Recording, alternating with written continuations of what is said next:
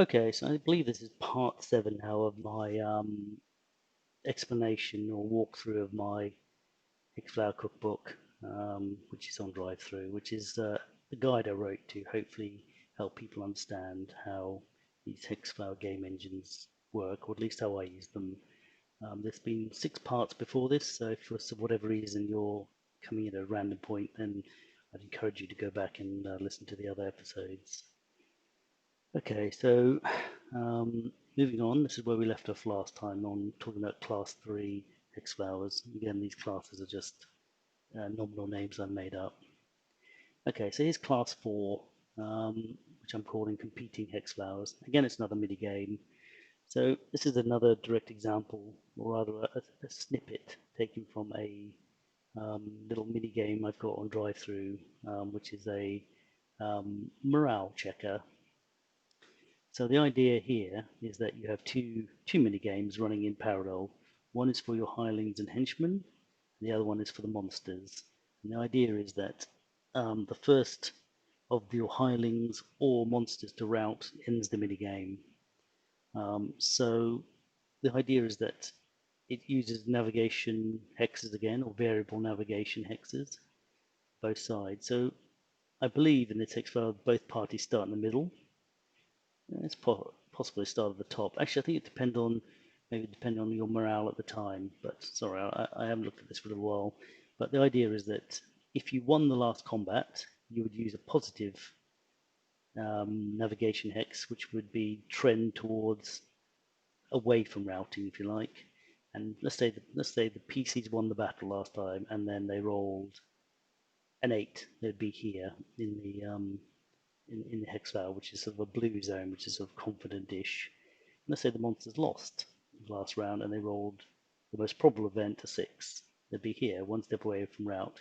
Let's say there was another check and the monsters lost again, they'd rout. And they rolled a 6 and they routed. But, it's a trend. So even if you win combat, let's say you won the combat last round, but you rolled a 12, well, for whatever reason, you're a little bit windy. Your henchman is still feeling a little bit wobbly. And I believe in this Hexfile game engine that I wrote. Again, pay what you want on drive through. There are some options for spending points to make it not just complete random. For example, I won't get into it, but we covered points earlier. Points are a neat way of introducing a bit of gaminess into it, so that it's not just completely random. I mean, it's not completely random because it does depend on whether you won the last combat, whether you're kind of feeling bolstered or not, or other henchmen. Okay, I think I might leave that there because it's not a bad place to stop. Just zoom in so you can see a bit better. But this is not all of it because there's a bit more. This is a snippet taken from the actual a PDF on drive-through, but it just gives you an idea of what you could do.